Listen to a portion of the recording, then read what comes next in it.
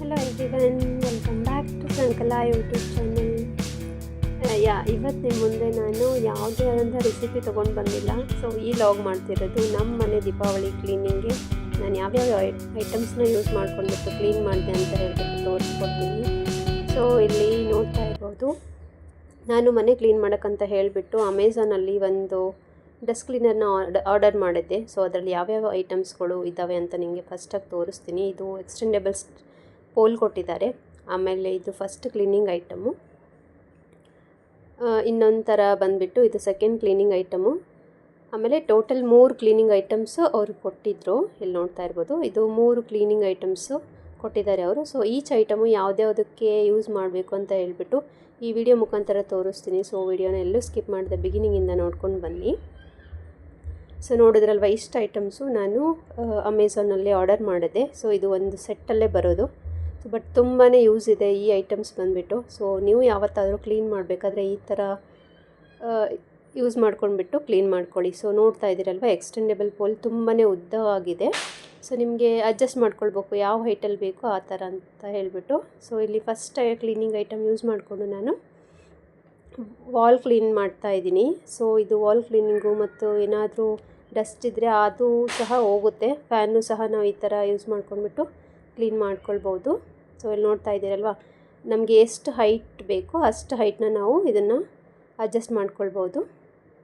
So usually normal cleaners ತೊಗೊಂಡು ಬಂದಾಗ ಅದು ಸ್ಟಿಕ್ ತುಂಬಾ ಉದ್ದವಾಗಿರುತ್ತೆ. ಸೊ ಇಡೋಕ್ಕೂ ಸ್ವಲ್ಪ ಸ್ಪೇಸ್ ಕನ್ಸ್ಯೂಮ್ ಆಗುತ್ತೆ.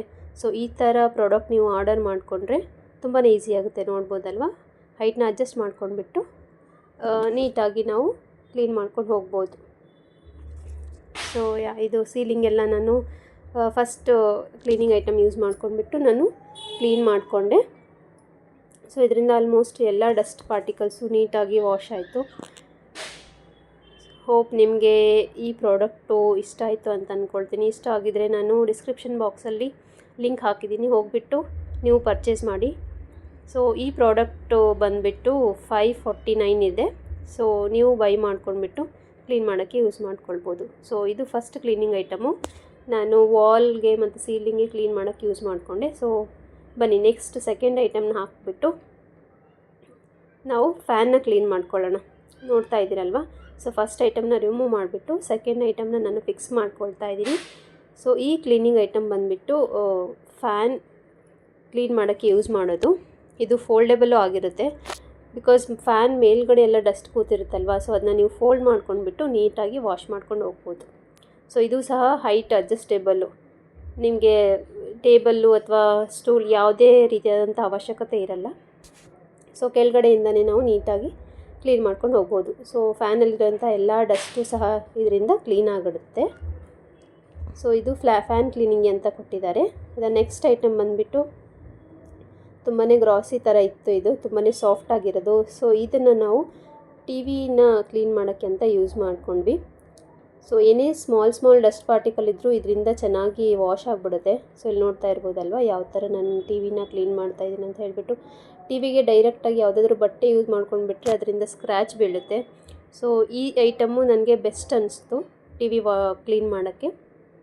ಸೊ ತುಂಬ ಚಿಕ್ಕ ಪಾರ್ಟಿಕಲ್ಸ್, ಡಸ್ಟ್ ಪಾರ್ಟಿಕಲ್ಸ್ ಇದ್ರೂ ಇದರಿಂದ ಕ್ಲೀನ್ ಆಗಿಬಿಡುತ್ತೆ.